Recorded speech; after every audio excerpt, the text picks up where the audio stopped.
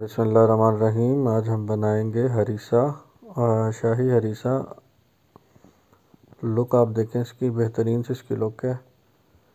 इसको देसी घी में भी बनाया जाता है और इसके साथ साथ इसको जैतून में भी अपनी प्रेफरेंस होती है आपकी।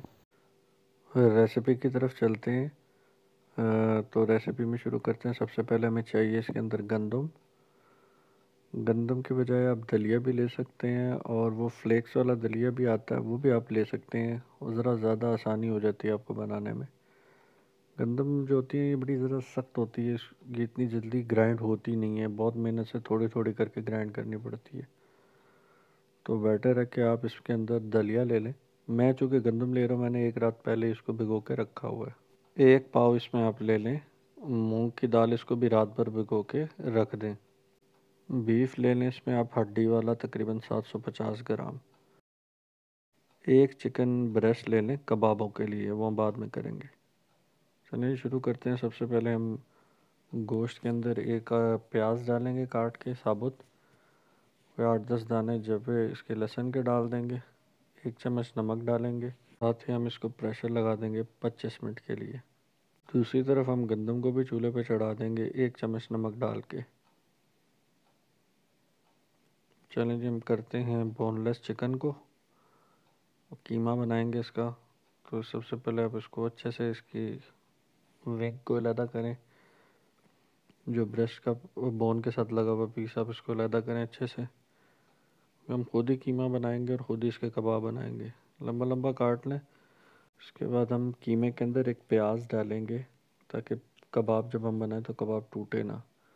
तो एक प्याज को आप चॉप कर लें अच्छे से और इसका पानी आप निकाल दें एक छलनी से। छलनी में डाल के जो पानी ज़ाया करने के बाद आपके पास रिमेनिंग मटेरियल रह जाए, यही हम कबाब के अंदर ऐड करेंगे। इससे ये होता है कि कबाब टूटता नहीं है। कीमा बनाते हैं जी, ये फाइन सा कीमा तैयार कर रहे हैं हम कबाबों के लिए। इसके अंदर वही जो प्याज मटेरियल था हमारे पास बचा हुआ, वो मिक्स करेंगे।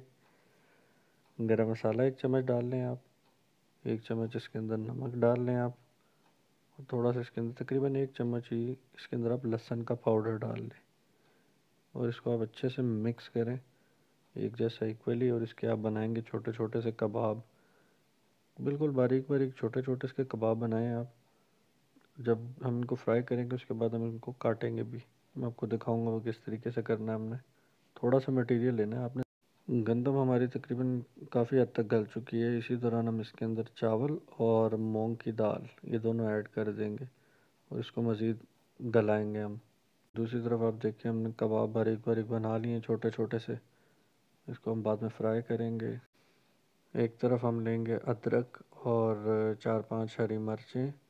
इसको हम ग्राइंड करेंगे हैंड ग्राइंडर से। इस तरीके से इसको हम एंड पे यूज़ करेंगे, आपको दिखाऊंगा इसको कैसे आपने यूज़ करना है। अब हमने जो प्रेशर लगाया हुआ था गोश्त को, देखते हैं सही हमारा गल चुका है। अब हम इसमें से गोश्त अलहदा कर लेंगे, यखनी निकाल लेंगे। ये यखनी हम ऐड कर देंगे अपने गंदम में और वो जो दालें चावल मिक्स है उसके अंदर हम इस यखनी को ऐड कर देंगे।